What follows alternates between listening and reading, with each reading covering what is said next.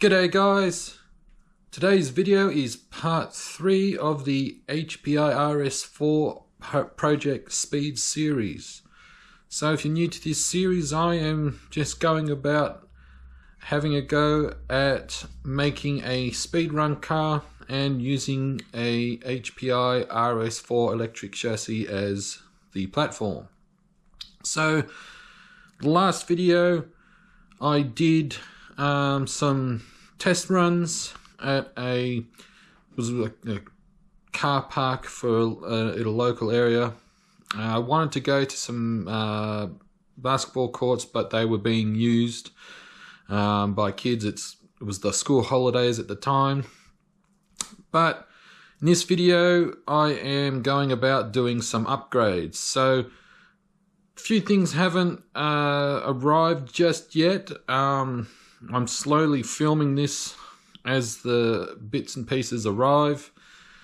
But one of the first things to arrive is a new speed controller. So let's head over to the workbench and we'll have a quick look. And here we have it, guys. So we have an LRP box. And so I bought an LRP electronic speed controller. And I know some of you are going to be saying, Gab, why didn't you go for Castle Creation ESC or Hobby Wing ESC and so on and so forth? Now, this one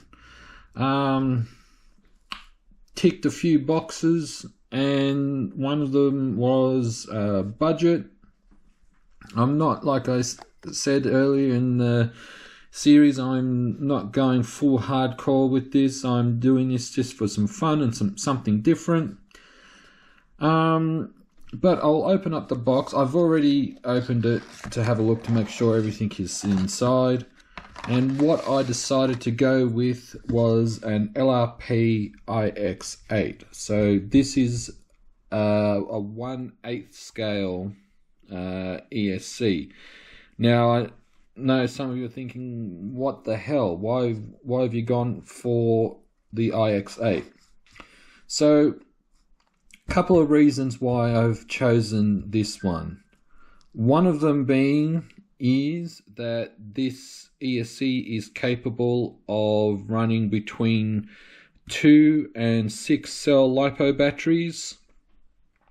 And the other is that it has no motor limit, and it even says it on the box here. I'm sorry if you can't read it. It's a bit hard to look through the screen, but there's no motor limit. Voltage input between 7.2 and 22.2 volts. It has a rated current of 600 amps. I'm guessing that is burst current, not continuous current. And one of the other reasons why I went with this ESC is that its footprint, even though it's an 8 scale ESC, its physical footprint will fit into the car without any issues. One of the other things I like about this ESC is, as you can see here, these aren't solder tabs. These are actually plugs. So here we have it comes with wires, like the leads, your power wires, your motor wires. It comes with a fan and power switch, and by the looks of things, comes with a sensor wire by the looks of it.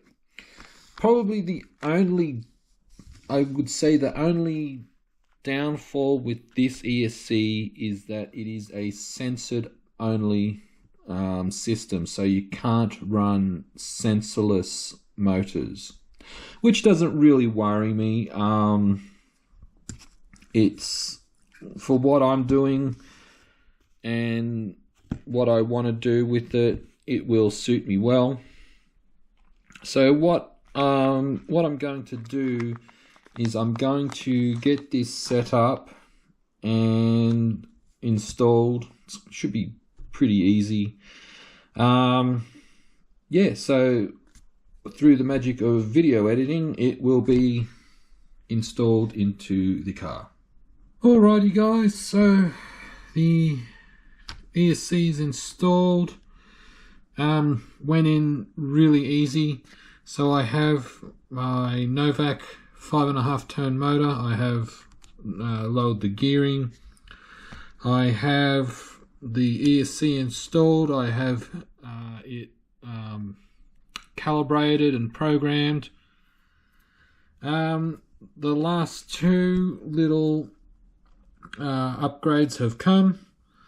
One of them being give me a second guys, because I've put it in a bag here. Give me a sec.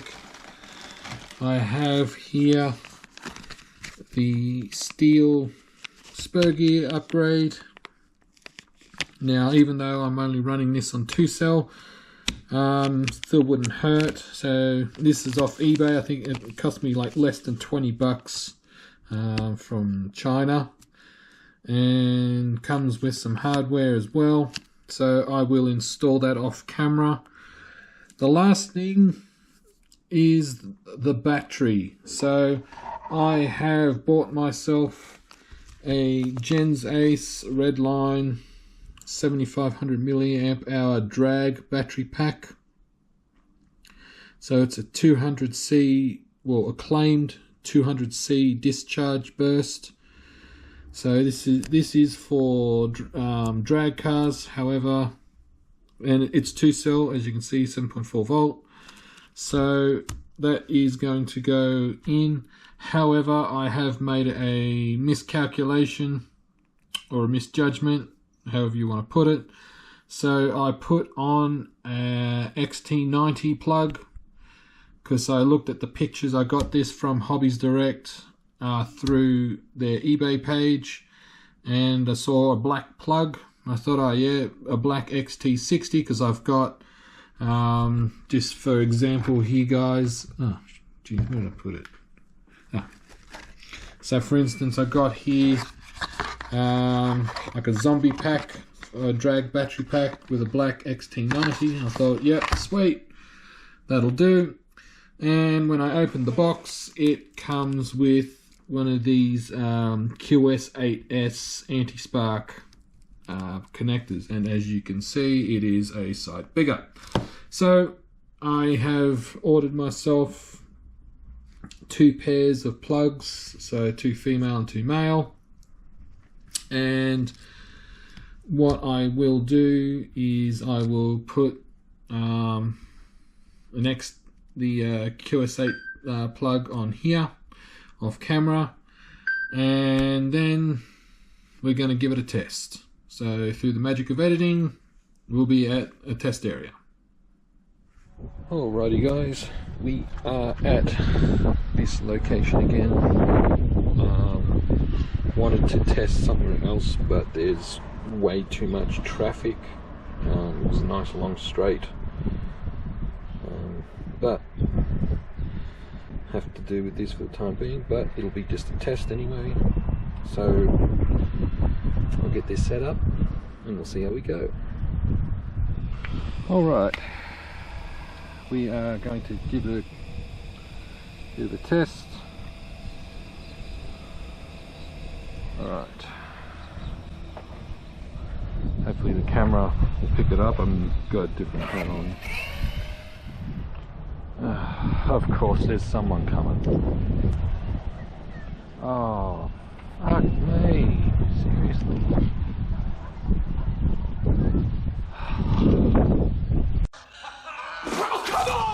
Alright, we are at a different location.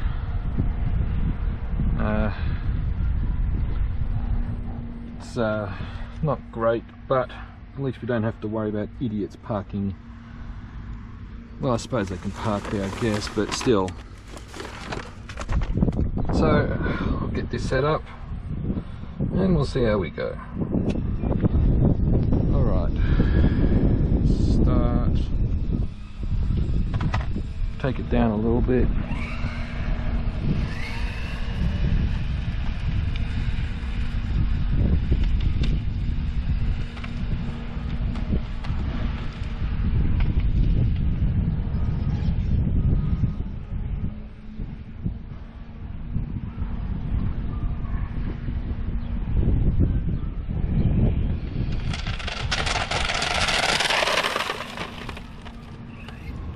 Well, that was scooting.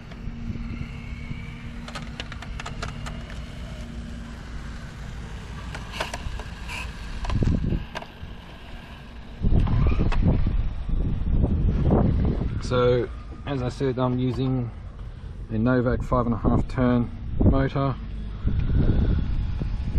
Okay, stop, read. Alright, so that was 79 kilometers an hour. So that's an improvement. I did have to really stand hard on the brakes, just so it didn't go yeeting off into the gutter. But we'll try it again.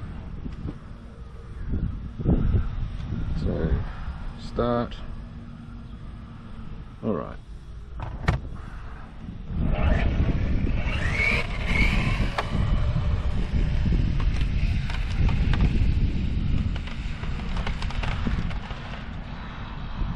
There is some debris around here.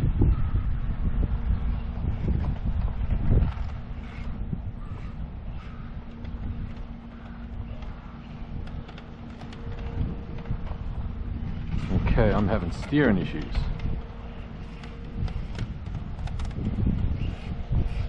I'm just going to try that again.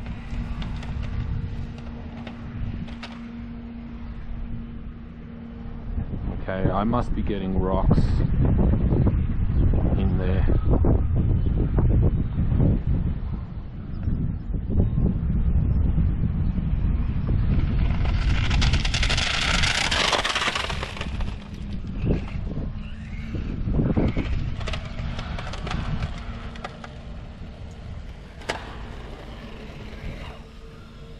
It's the only thing I can think of. There is some debris. So what I might do is, after this, what we'll do is we'll have a look. Stop, read. 79 kilometers an hour again. Okay, so that's interesting. Alright, give me a sec guys, I'm going to pause here and I'm just going to see if there's anything caught in the steering. Alrighty guys, so yes, I was having, as you can see here, I have a rock caught in the steering. So we'll just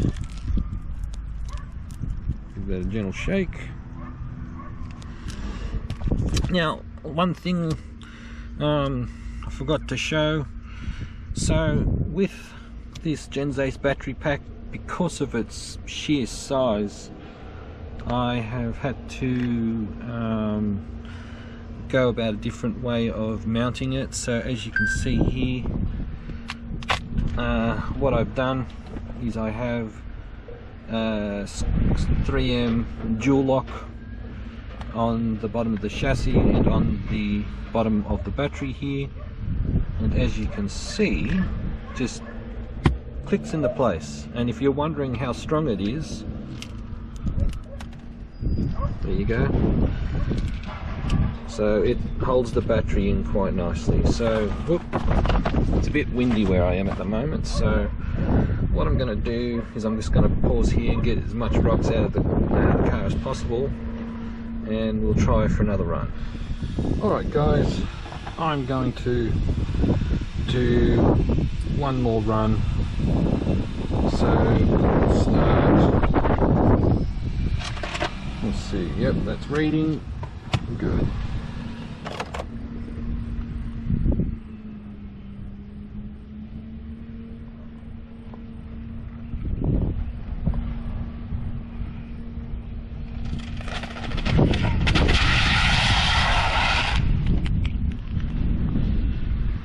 Woo! She caught some air. And the battery came out. Well, that's the end of that. Whoo, boy, well, that's the end of that body. Alright, just give me a sec, guys. Alright guys, so damage report. Well, fortunately the battery is okay. That's fine. I mean, there's just a little tiny scuff just there where it hit the body. Chassis is fine. I looked on my phone when I did when it initially let go. That was a backflip at 75 k's an hour. Honestly, really the only harsh part is this body is wrecked. So I got this body thinking, yeah, it'll work good, and I'm thinking I might try a touring car shell, mainly for the fact obviously, as you saw, as it did the backflip, it caught air, but with this rear wing area, it just caused it to push back and then had that parachute effect. So really, fortunately that's the only damage, is the shell. So that's the end of that. Yeah, I think I'm gonna have to go for a touring car shell. Just try that. So what I'm going to do is I'm just going to pause this video here and I'll be back. Well guys, I am back in my workshop. So honestly, that wasn't too bad.